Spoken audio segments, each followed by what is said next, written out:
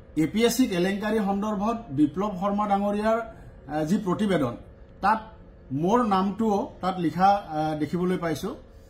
এগৰাকী কেলেংকাৰীত অভিযুক্ত শইকীয়া নামৰ এজন অভিযুক্তৰ স্বীকাৰোক্তি এটা সংলগ্ন কৰা হৈছে তাত। আৰু তাত কোৱা হৈছে যে কমল মেধিয়ে ৩ লাখ টকা দিছে, এনেকুৱা ধৰণৰ কথা গুৰুতৰ অভিযোগ এটা তাত আহিছে। এই গোটেই বিষয়টো সন্দৰ্ভত মই স্পষ্ট কৰি দিব বিচাৰো যে এপিএসসি কেলেংকাৰীৰ নামত কিবা এই ধৰণৰ ঘটনা মুঠেও কতো হোৱা নাই। এজন মানুহ মোৰ ওচৰলৈ আহিছিলে, এই শইকীয়া বোলা মানুহজন, আৰু এজন বিশেষ ব্যক্তিয়ে মোৰ ওচৰলৈ তেওঁক লৈ আহিছিলে। সেই বিশেষ ব্যক্তিজন মোৰ চিনাকি, শইকীয়াজন মোৰ চিনাকি নহয়। তেখেতে আহি মোৰ লগত চিনাকি কৰাই দিলে আৰু শইকীয়া বোলা মানুহজনে ক'লে যে তেখেতে অখিল গগৈৰ ঘৰৰ পৰা আহিছে আৰু অখিল গগৈ মোৰ লগত কথা পাতিব দিছে বুলি ক'লে। মই তেতিয়া সুধিলো যে কথাটো কি? কথাটো হ'ল যে ৰাকেশ পালে এবাৰ অখিল গগৈ বা মোৰ লগত কথা পাতিব বিচাৰে, এই কথাটো তেখেতে কৈছে। তেওঁৰ প্ৰস্তাৱটো হ'ল যে অখিল গগৈ বা মোৰ লগত ৰাকেশ পালে এবাৰ কথা পাতিব বিচাৰে।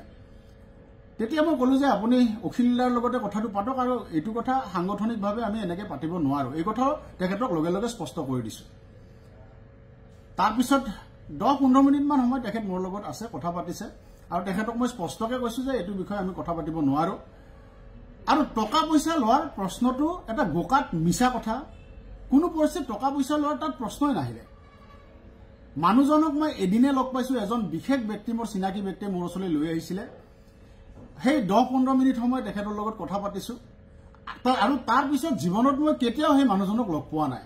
গতিকে মই কেতিয়া তেওঁৰ পৰা টকা ললো, ক'ৰ পৰা টকা ললো, কেনেকে মই টকা ললো, এই গোটেই কথাবিলাক মই এতিয়া নিশ্চিতভাৱে এইটো বিষয়টো আইনী এটা মই দিশলৈ যাব লাগিব, কাৰণ গোটেই বিষয়টো যথেষ্ট এটা বদনাম চৰ্চা হৈছে আজি, যিটো মই অনাহকতে এটা মিছা অপবাদ মোৰ ওপৰত আজি পৰিছে। গতিকে এই বিষয়টো কোনে মোক পইচা দিছিলে, কেনেকে পইচা দিছিলে, কি পইচা দিছিলে, এই গোটেই বিষয়টো নিশ্চিতভাৱে মই ন্যায়ালয়ৰ কাষ চাপিম এই গোটেই বিষয়টো লৈ।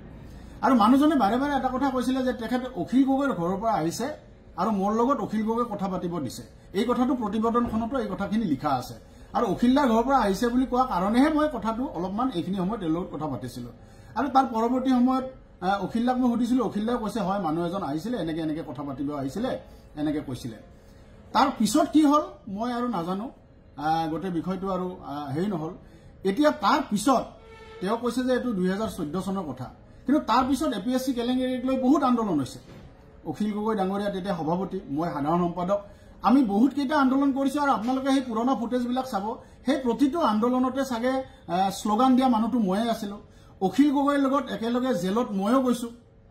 তাৰ পিছত এই 14 চনৰ পিছত আমি কেইবাবাৰো আমি অখিল গগৈৰ লগত মই একেলগে জেলতো গৈছো, আমি আন্দোলন কৰিছো। সেই পুৰণা ফুটেজবিলাক যিসকলে চাব তেওঁলোকে দেখিব যে আমি পুৰা আন্দোলনত মই নিজে সক্ৰিয়ভাৱে আছো তাৰ পিছত। গতিকে এইটো এটা মই ভাবো যে এইটো সাংঘাতিক ধৰণৰ এটা কিবা ষড়যন্ত্ৰ ইয়াত আছে গোটেই বিষয়টোত, যিটোৰ জৰিয়তে মোৰ নামটো সাঙুৰি দিয়া হৈছে আৰু মোক জনমানসত সম্পূৰ্ণৰূপে আজি এক ধৰণৰ বদনামে মোৰ ওপৰত কৰা হৈছে। গতিকে এই কথাটো মই অখিল গগৈ ডাঙৰীয়াই মোক স্পষ্ট কৰি দিব বিচাৰিছে, স্পষ্ট কৰি দিব কৈছে। অখিল গগৈ ডাঙৰীয়া তেতিয়া প্ৰেচিডেণ্ট আছিল, মই ছেক্ৰেটাৰী আছিলো, আমি একেলগে কাম কৰিছিলো। তেতিয়া তেনেকুৱা ধৰণৰ কোনো গেপ নাছিলে, কিন্তু আজি তেখেতে মোক স্পষ্টীকৰণ এটা দিব কৈছে, মই স্পষ্টীকৰণ এটা দিলো। গতিকে এই ধৰণৰ কোনো ধৰণৰ টকাৰ লেনদেনৰ প্ৰশ্নই উঠা নাই, আৰু এই গোটেই বিষয়টো লৈ মই নিশ্চিতভাৱে আইনৰ কাষ চাপিম।